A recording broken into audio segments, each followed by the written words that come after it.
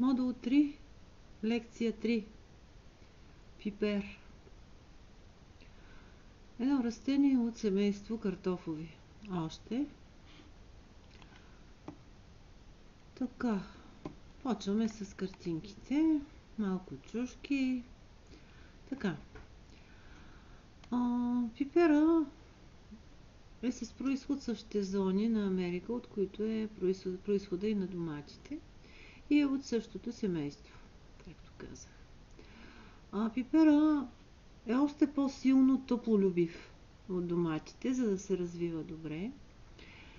И също като доматите е необходимо за него да се направи предварително разсад, който да си отгледаме у дома 2 месеца. Периода е същия като за доматите и след това да го изнесеме навън и засадиме в лехите.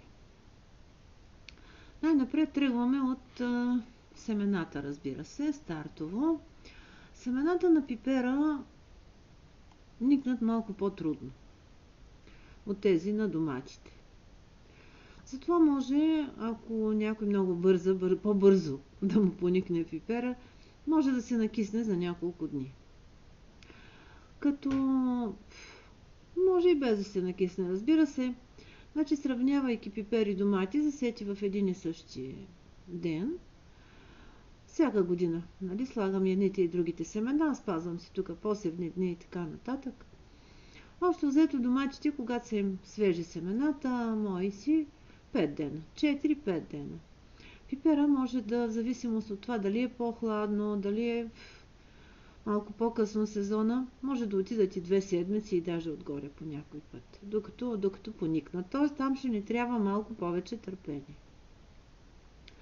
Варианти за слагане на пиперените семена в саксийки.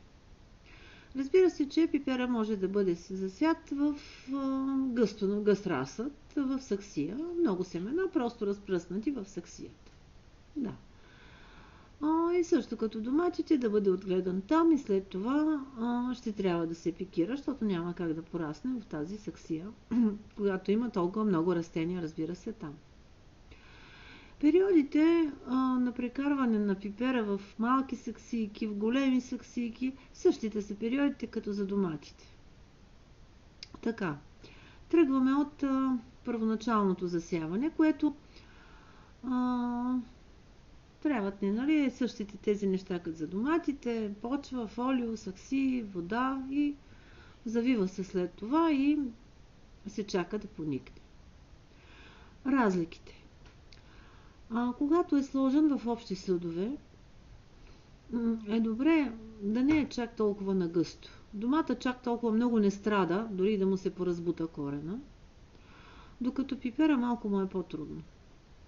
Затова, общо взето, когато съм слагала, практикувам, нали, пиперчетата да са по-нарядко в голяма саксия, да има няколко сантиметра, за да може, тук се вижда с лъжицата как е загребан, като се вади после да не пострада толкова много коренчето и по-бързо да свикне.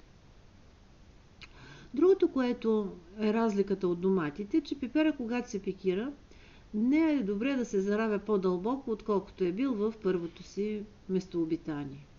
Докато доматите можем да ги заровим до бебешките листа, до котиледончетата, пипера не обича това. Той се оставя да си стърчи нагоре. Има едно ръбче долу, точно, сега ще се опитам с мишката, не знам дали се вижда, но малко над почвата, едно като ръбче. До това ръбче, там е мястото, не повече, не е добре пипера да се заравя толкова много.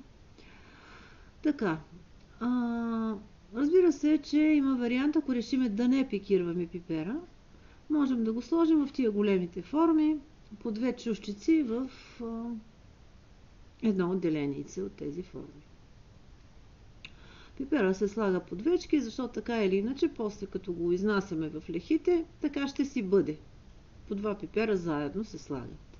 Защо се слагат след малко? Ще кажа. Така. Когато са в отделни, нали, съдчета, 2 пиперчета, там се растат и там си остават през цялото време. И тук последните години, като че ли така ми е по-удобно. Но тези, които произвеждат по много разсъд, по-скоро правят другото. Нали? Слагат го в обща саксия и след това пикират.